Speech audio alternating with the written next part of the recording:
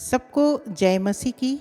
आप सब इस YouTube के माध्यम से मुझसे जुड़ते हैं, इसके लिए आप सभी को मैं तहे दिल से धन्यवाद देना चाहती हूँ। और मैं चाहती हूँ कि आप सब इसी तरह जुड़े रहिए। जो वीडियोस आप देखते हैं, मैं चाहूँगी कि आप अपने और भाई बहनों को भी उनको साझा कीजिए, ताकि जो आशीष आपको इस वीडियो से मिलता है आप उन तक भी पहुंचा सके। Praise the Lord. आज का मेरा मनन का विषय है परमेश्वर से आशीष कैसे पाएं। आज हम देखेंगे how to receive blessings from God. तो चलिए शुरू करते हैं। परमेश्वर से आशीष पाने का कुछ उपाय है, और ये उपाय है, पहला, सच्चे परमेश्वर को जानें। दूसरा है, विश्वास रखें। तीसरा है, आज्ञाकारी बने रहिए। चौथा है, धन्यवाद दें। और पांचवा है, दूसरों को आशीष देना है। Praise the Lord. तो चलिए पहला शुरू करते हैं। सच्चे परमेश्वर को जानना ही आशीष का स्रोत है। जब हम सच्चे परमेश्वर को जान जाएंगे तो यही हमारे लिए आशीष है। यूहन्ना 17:3 में लिखता है, और अनंत जीवन यह है कि वे तुझ एकमात्र सच्चे परमेश्वर को और यीशु मसीह को जिसे तूने भेजा है जाने। हाँ मेरे प्रियो, यीशु मसीह को जानना ही हमारे लिए एक ब्लेसिंग का कारण है। जब हम यीशु मसीह को जान जाएंगे तब हमारे जीवन में उन्नति और ब्लेसिंग्स हमें देखने को मिलेगी। Praise the Lord. आगे है दूसरा, बिना विश्वास किए परमेश्वर से आशीष नहीं पा सकते। बिना विश्वास के हम परमेश्वर से आशीष नहीं पा सकते। इब्रानियों 11:6 में लिखता है, और विश्वास बिना उसे प्रसन्न करना अनहोना है, क्योंकि परमेश्वर के पास आने वाले को विश्वास करना चाहिए कि वह है और अपने खोजने वालों को प्रतिफल देता है। Praise the Lord. हमें परमेश्वर पर विश्वास करना है तो हमें प्रसन्न करना भी सीखना है। इसीलिए लिखा है कि विश्वास बिना परमेश्वर को प्रसन्न करना अनहोना है। एक उदाहरण मैं आप सबको बताना चाहती हूँ। मरकुस 5:21-24 इसमें लिखता है, जब यीशु फिर नाव से पार गया तो एक बड़ी भीड़ उसके पास इकट्ठी हो गई।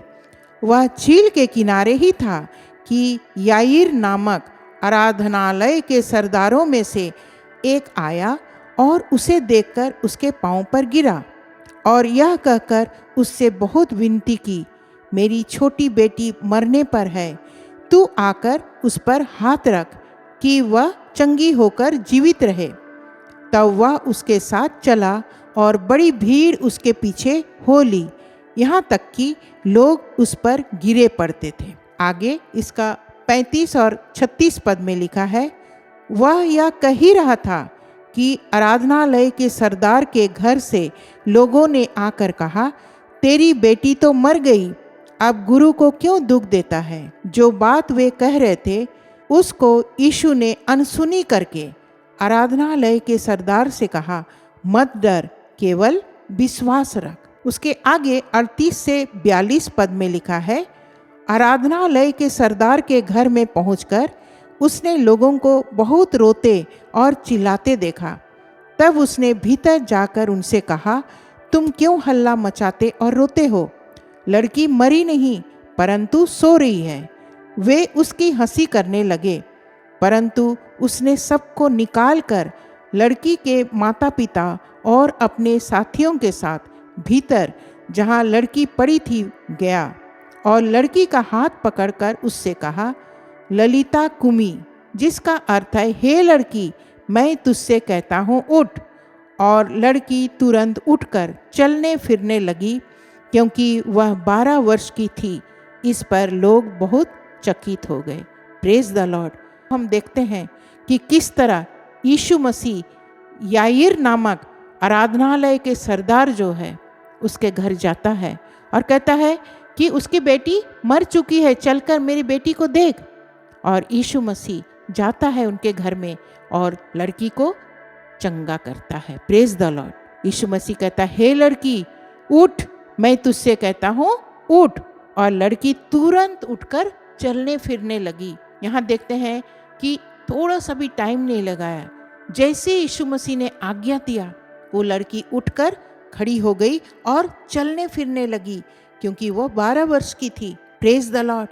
यीशु चमत्कार करने वाला परमेश्वर है। वो हमारे और आपके मृत रूपी जीवन को श्वास फूकने वाला परमेश्वर है। वो आनंद में बनाने वाला परमेश्वर है। वो जीवित करने वाला परमेश्वर है। Praise the Lord. इसीलिए दृष्टांत से हम समझते हैं कि बिना विश्वास परमेश्वर को प्रसन्न नहीं कर सकते हैं, आशीष हम नहीं पा सकते। अगर हमारे अंदर विश्वास है तभी परमेश्वर हमें आशीष से भर सकता है। Praise the Lord. तीसरा पॉइंट है, परमेश्वर से आशीष पाने के लिए आज्ञाकारिता का होना बहुत जरूरी है। हाँ मेरे प्रियो, जब हमारे जीवन में परमेश्वर के साथ आज्ञाकारिता हम बने रहेंगे तब वो हमें आशीष देगा। व्यवस्था विवरण 28 का 1 से 2 अगर हम पढ़ें तो इसमें लिखा है, यदि तू अपने परमेश्वर यहोवा की सब आज्ञाएं जो मैं आज तुझे सुनाता हूँ चौकसी से पूरी करने को चित्त लगाकर उसकी सुने, तो वह तुझे पृथ्वी की सब जातियों में श्रेष्ठ करेगा। फिर अपने परमेश्वर यहोवा की सुनने के कारण ये सब आशीर्वाद तुझ पर पूरे होंगे। Praise the Lord. जब हम उनकी आज्ञाओं को मानेंगे तब ये सारा आशीर्वाद हमारे जीवन में प्रभु पूरा करेगा। एक उदाहरण को मैं आप सबके सामने लाना चाहती हूँ। लूका 5 अध्याय उसके 4 से 6 पद में लिखा है, जब वह बातें कर चुका तो शामौन से कहा, गहरे में ले चल और मछलियां पकड़ने के लिए अपने जाल डालो। शामौन ने उसको उत्तर दिया, हे स्वामी, हमने सारी रात मेहनत की और कुछ ना पकड़ा, तो भी तेरे कहने से जाल डालूंगा। जब उन्होंने ऐसा किया तो बहुत मछलियां घेर लाए और उनके जाल फटने लगे। हाँ मेरे प्रियो, इन सारी घटनाओं को हम कई बार हम वचन में पढ़ते हैं और सुनते हैं, लेकिन प्रभु आज एक बार फिर से हम सबों को और याद दिलाना चाहता है कि हमारा प्रभु यीशु मसीह असंभव को संभव कर सकता है। वे चेले रात भर मछली पकड़ने के लिए वो परेशान थे, एक भी मछली नहीं पकड़ पाए, लेकिन यीशु मसीह जैसे कहा वैसे उनके जीवन में काम होने लगा। यीशु मसीह ने कहा, क्या कहा? शामौन ने उसको उत्तर दिया कि स्वामी, हमने सारी रात मेहनत की। क्या कहा? सारी रात हमने मेहनत की और कुछ ना पकड़ा। वो चेले सारी रात मछली पकड़ने में लगा दिए अपने समय को, बिना नींद के, बिना सोए, थकान भरी हालत में वो मछली पकड़ने में रात भर लगा दिए। लेकिन कहता तो भी वो कहते हैं कि जब आप कह रहे हैं प्रभु जी, तो मैं आपके कहे अनुसार आपकी आज्ञा का पालन करना चाहता हूँ। वो चेले उनकी आज्ञा का पालन किए और लिखा है, तो भी तेरे कहने से जाल डालूंगा। और जब उन्होंने ऐसा किया तो हम देखते हैं कि बहुत मछलियाँ घेर लाए, बहुत मछलियाँ, इतने मछली आ गए उनके जाल में कि वो पकड़ भी नहीं पाए। आज हमारे और आपके जीवन में भी कई बार प्रभु के वचन जैसा कहा जाता हम नहीं पालन करते हैं और अनाज्ञाकारिता हमारे जीवन में पाई जाती है, और जिसके कारण हम आशीषों से वंचित रह जाते हैं। Praise the Lord. अगला चौथा पॉइंट है, आशीष पाना है तो धन्यवादी हृदय का होना जरूरी है। हाँ मेरे प्रियो, अगर हमें आशीष पाना है तो हमें क्या करना है? धन्यवादी बने रहना है। जब हम प्रभु के हर एक कार्यों में, छोटे छोटे आशीषों में भी हमें धन्यवादी बने रहना है, और जब हम धन्यवादी बने रहेंगे तब वो हमारे जीवन में आशीषों की बारिश करेगा। पहला थिस्सलुनीकियों 5:16 से 18 अगर हम पढ़ें तो इसमें लिखा है, सदा आनंदित रहो, निरंतर प्रार्थना में लगे रहो, हर बात में धन्यवाद करो, क्योंकि तुम्हारे लिए मसीह यीशु में परमेश्वर की यही इच्छा है। Praise the Lord. हमारे लिए मसीह यीशु में परमेश्वर की क्या इच्छा है? कि हमें सदा आनंदित रहना है, हर परिस्थिति में आनंदित रहना है, निरंतर प्रार्थना में लगे रहना है। ऐसा नहीं कि आज प्रार्थना कर दिए, कल नहीं करना, ऐसा नहीं। निरंतर प्रार्थना में लगे रहो और हर बात में क्या करना है, धन्यवाद दो। चाहे धन्यवाद का विषय छोटा हो या बड़ा, हमें धन्यवाद करना नहीं भूलना है। हर बात में प्रभु को हमें धन्यवाद देना है। और जब हम इन सारी बातों को करेंगे, जब हम प्रभु को हर बात में धन्यवाद करेंगे, छोटी छोटी बातों में, बड़ी बातों में, तब प्रभु हमारे जीवन में और आशीषों को देगा। Praise the Lord. आगे हम देखते हैं 5वां पॉइंट, दूसरों को आशीष दो तब तुम और आशीषित होंगे। हाँ मेरे प्रियो, जब हम दूसरों को आशीष देंगे, क्योंकि हम दूसरों को आशीष देने के लिए बुलाए गए, हमें दूसरों को श्राप नहीं देना है, हमें किसी को भी श्राप नहीं देना है, हमें दूसरों को क्या करना है, आशीष देना है। क्योंकि हम सब किस लिए बुलाए हैं, हम दूसरों को आशीष देने के लिए बुलाए गए हैं। और जब हम दूसरों को आशीष की बातें करेंगे, जब हम दूसरों को आशीष देंगे, तब प्रभु हमारे जीवन में वो आशीष को लाएगा। पहला पत्रस 3:9 में लिखा है, बुराई के बदले बुराई मत करो और ना गाली के बदले गाली दो, पर इसके विपरीत आशीष ही दो, क्योंकि तुम आशीष के वारिस होने के लिए बुलाए गए हो। हम किस लिए बुलाए गए हैं, आशीष के वारिस होने के लिए हम सब बुलाए गए हैं। Praise the Lord. आज हमने जो कुछ भी मनन किया, आज पहला पॉइंट था हमारा, सच्चे परमेश्वर को जानना ही आशीष का स्रोत है। दूसरा था, बिना विश्वास किए परमेश्वर से आशीष नहीं पा सकते हैं। तीसरा था, परमेश्वर से आशीष पाने के लिए आज्ञाकारिता का होना बहुत जरूरी है। चौथा था, आशीष पाना है तो धन्यवादी हृदय का होना बहुत जरूरी है।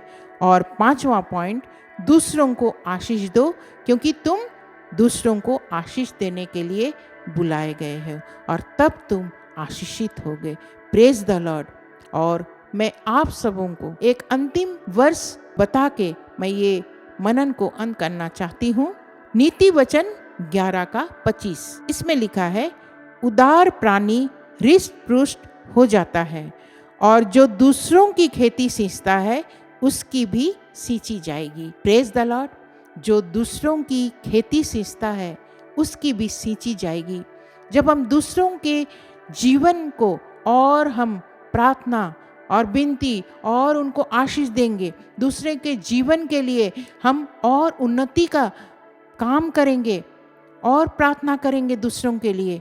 जब हम किसी और के जीवन को देखते हैं, वो दुखित है, परेशान है, हमें क्या करना है, हमें उसके साथ देना है, हमें उसके लिए प्रार्थना करना है, हमें उसका साथ में प्रार्थना विनती में उनकी मदद करनी है। अगर कोई दुखित है तो उनके आंसू हम ऐसे नहीं पोंछ सकते, प्रार्थना के द्वारा हम उसको आनंदित कर सकते हैं। Praise the Lord.